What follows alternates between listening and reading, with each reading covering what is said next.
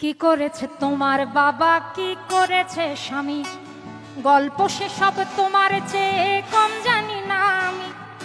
তোমার যত কীর্তিকলাপ সেও তো আছে জানা, ইচ্ছে করেই মুখ খুলি না, বলতেও সব মানা।